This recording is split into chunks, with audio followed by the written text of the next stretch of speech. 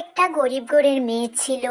তার মা বাবা ছিল না, তাই তার শাশুড়ি ও তার স্বামী তার কথা সবসময় শুনে চলতো।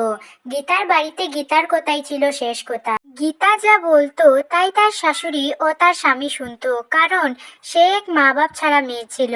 আর বিয়ের আগে সে অনেক কষ্ট সহ্য করেছে, তাই তারা সবকিছু শুনতো। গীতা ঘরের কোনো কাজ করতো না, ওর ঘরের সব কাজ ওর শাশুড়ি আর ওর স্বামী করতো।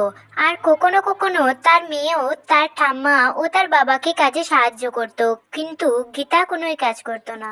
গীতাকে এই ব্যাপারে কেউ কিছু বলতো না, কেউ ওকে মানা করতো না যে ও প্রতিদিন কেন বাইরে যায়। ওকে বাইরে যেতেও বারণ করতো না, আবার ওকে ঘরের কাজ করতেও বলতো না কেউ। একদিন গীতার শাশুড়ি গীতার স্বামীকে বলে, তুমি গীতাকে একটু বুঝাও, কারণ ও যদি এভাবে প্রতিদিন বাইরে যায় তাহলে আমাদের সমাজে লোক কি বলবে। আচ্ছা, এক দুদিন গেলে কোনো ব্যাপার নয়, কিন্তু এভাবে রোজ যাওয়াটা ঠিক নয়। আমাদের সমাজের লোকেরা কি বলবে এ ব্যাপার নিয়ে তুমি একটু ভেবে দেখো, তুমি গীতাকে বুঝিও বাবা। এইসব কথা শুনে গীতার স্বামী খুব চিন্তায় পড়ে যায়। ও ভাবে যে ও গীতাকে কি বলবে, কারণ গীতাকে বেশি কিছু বললে ও রেগে যাবে, না হলে ও কষ্ট পাবে। আর ও গীতাকে কষ্ট দিতে চায় না, তাই ও কি করবে। কিন্তু গীতার স্বামী তার মার কথা অমান্য করতে পারবে না। এই ব্যাপার নিয়ে সে অনেক চিন্তিত হয়ে যায়, কারণ গীতাকেও কিছু বলতে পারবে না। এভাবেই প্রতিদিন গীতা তার স্বামী ও তার শাশুড়ির উপর কোনো না কোনো কাজ চাপিয়ে দিত। আর তাদের দ্বারা যদি এই কাজগুলো ভালোভাবে না হতো তাহলে গীতা তাদের অনেক অপমান করত।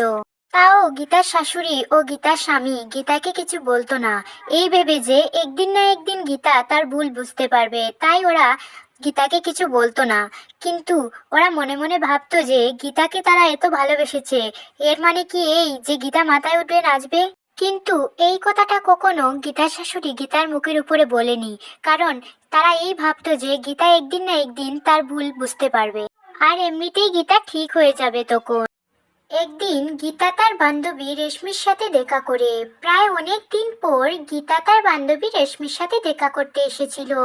তখন রেশমি তাকে বলে যে তার শাশুড়ি সব সময় তার উপরে অত্যাচার করে, আর তার স্বামীও তার শাশুড়ির সাথে তাল দেয়।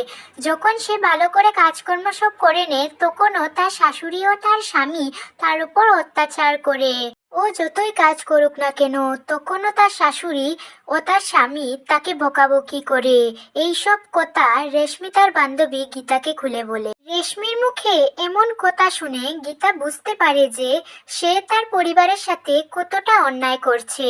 সে সারাদিন কোনো কাজ করে না, কিন্তু তাও তার শাশুড়ি ও তার স্বামী তাকে কত ভালোবাসে। এইসব কথা সে মনে মনে ভাবতে থাকে। তখনই তার আরো মনে পড়ে যে রেশমির ওপর কত অত্যাচার হচ্ছে ও কাজ করার পরেও, কিন্তু সে কোনোদিনও কোনো কাজ করে না। তারপর গীতা তার সব ভুল বুঝতে পেরে সে বাড়ি ফিরে যায় এবং সে তার শাশুড়ির সামনে কাঁদতে শুরু করে। এবং সে তার শাশুড়ি মাকে বলে যে সে কত খারাপ কাজ করেছে সে এখন বুঝতে পেরেছে।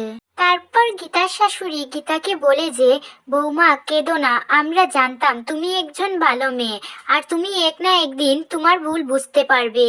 তুমি যত বড়ই ভুল করে থাকো না কেন, তুমি যে তোমার ভুল বুঝতে পেরেছো এটাই সব থেকে বড় ব্যাপার। তুমি একদম মন খারাপ করো না, আমরা সবাই তোমাকে ক্ষমা করে দিয়েছি।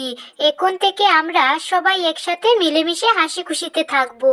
তারপর থেকে গীতা তার পরিবারের সাথে হাসি খুশিতে সংসার করতে শুরু করলো এবং তারা সবাই মিলেমিশে পরিবারের কাজ করতে লাগলো। তো ছোট্ট বন্ধুরা, যার যার এই ভিডিওটা ভালো লেগেছে তারা ভিডিওটিকে লাইক করে চ্যানেলটিকে সাবস্ক্রাইব করে দাও।